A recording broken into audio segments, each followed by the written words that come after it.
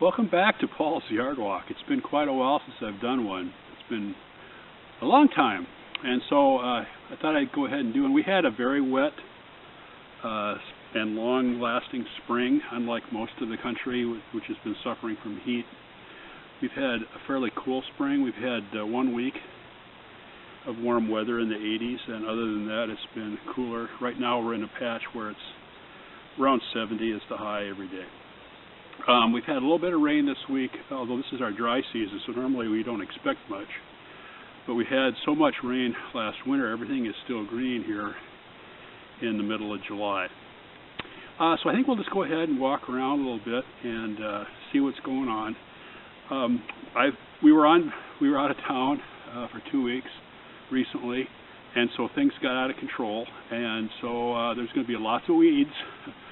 And there's lots of stuff for me to do, but we'll take a look and just see what's happening and what's changed and what is struggling and what's doing well. So let's get to it. This is a shrub that I planted here last year. There was a shrub in here that I took out because it was blocking the sun for this ornamental evergreen plant there, and it's doing really well. It's got lots of nice blooms on it.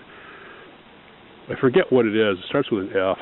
I know the name does, because I named this one Frida, so I was calling her Frida. But there's lots of flowers on that. This is a red huckleberry, which is a huckleberry that it loses its leaves. It's deciduous, and it's got the red berries on it. And then these are evergreen huckleberries, and I'm not seeing too many berries this year. I don't know. Maybe they just didn't do good this year. I don't see a lot of berries on them. I want to go back this way. This is a salmon berry that was a volunteer, which I just let grow here. That's a salmon berry, not quite ripe one there. But I leave those for the birds. Back here, this plant with the really big leaves, that's a native plant as well. That's a thimbleberry. And in fact, here's some thimbleberries right here.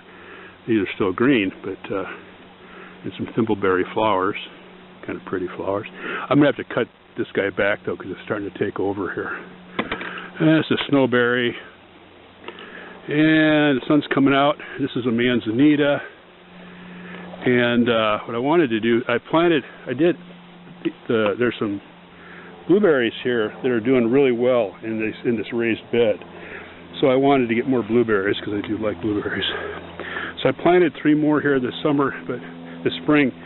But like I said, we were out of town, and so this didn't get any supplemental watering while we were gone. And you can see where the leaves have kind of burnt back, and that one there is doing a little better, and that one there was more in the shade. Back in here, this is a blueberry here. Back in the shade, it stayed green. So like a lot of things, even though these are kind of a native plant and they're somewhat drought tolerant, when you first plant something, you want to give it supplemental watering the first year or two, because we have dry summers, and the plants haven't really established their roots yet. There's a vine here that's growing that we planted. There's a lily here, and it's growing through there. But this guy here is a vine it's a plant that Kathy likes, so I planted one here and it's starting to. It's taken it a while to get going, but it's just starting to get going now. I don't see any flowers on it yet, but it should be pretty nice here in a year or two. This thing here, it's got some really nice pretty yellow flowers on it. The California lilacs are pretty much done blooming. That's where the bees were on them. And then my creeping cotoneaster down here on the forest floor had a lot of blooms on it this year. It was just crazy covered with blooms, and the bees were just going nuts on this earlier this year. Of course, they're done now. This is a catmint that our old cat Adele I used to really like. Unfortunately, she's no longer with us, and I miss her, but her catmint plant is still here and blooming. The daylilies are just getting started. There's one daylily flower right there. These are the blueberries that I was telling you about. I don't know if you can see the berries or not, but there's a lot of green berries, you know, coming here. So she have a good crop here later this year. There's an area over here that I did something with. These are Crocosmia, which haven't started to bloom yet. Well, they're just getting barely started here. So this will be nice bright red. They're kind of a fall bloomer anyway, so I didn't expect them this early. And down in the bottom of this little trellis here is a gardenia, and it actually overwintered. I wasn't sure if it would. It's a cold tolerant gardenia, and so I got two of them. One of them I got in a pot up by the front porch, and then one's out here. And I need to come out here and kind of cut some stuff back. But in this area in here, other than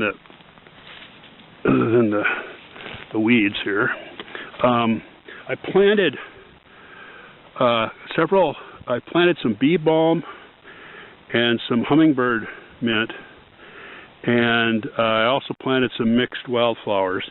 And I've got some blooms going here. I don't see anything.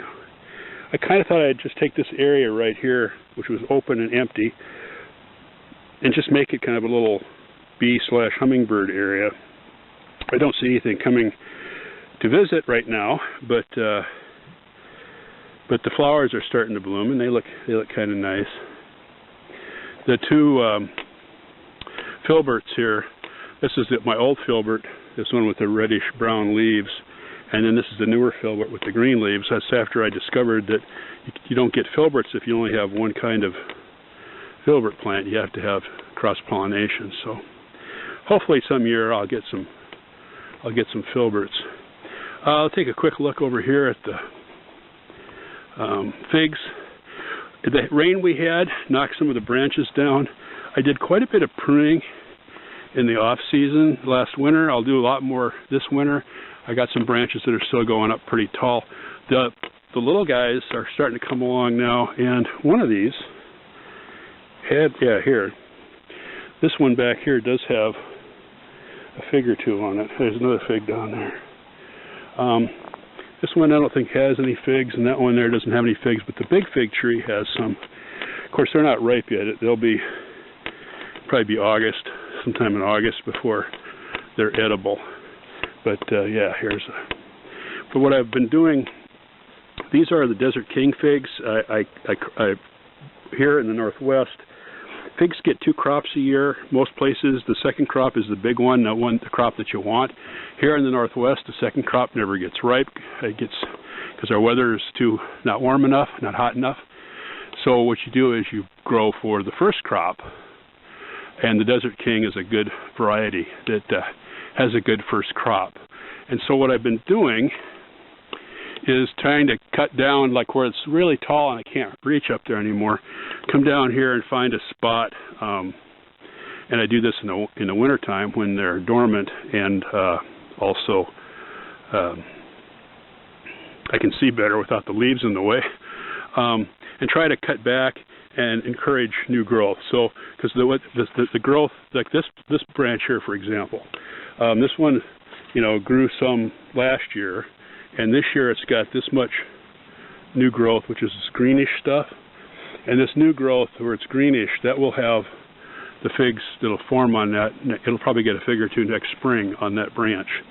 They always form on the last year's growth. They'll never form like on this old stuff. It's all, hard wood. The figs won't grow on that. They need the light greenish recent stuff. Like here, for example, here's a fig. This is a branch that's a couple of years old. There's nothing down here. This part of it was probably the growth, about this foot long here. It's probably the growth from last year, and it's got a fig on it. And then up here is green. This is this year's growth, and that's where a fig would form next year, unless I trim that branch down. So I want to trim some branches every year, but don't trim them all because I want to get some figs every year. This all this white here, this is just about done now. This is a mock orange, which is a native plant, and this was just totally covered with flowers this year. These are wonderful plants. They're native, like I said. They're drought tolerant. They can grow in shade or partial sun, like this one is. In the summer, like early July, late June, they just get covered with these beautiful white flowers. This is a Mexican orange here in front, which I need to cut back to let the mock orange show through. The Mexican orange is not a native. It's a native to North America, but farther south than where we live. But it does really, really well here. In fact, it does too well here. So I need to cut some back. So that's a quick walk around just the lower part of the front yard, and I think that's probably enough for today. And so thanks for watching if you hung in there this long, and we'll talk to you next time.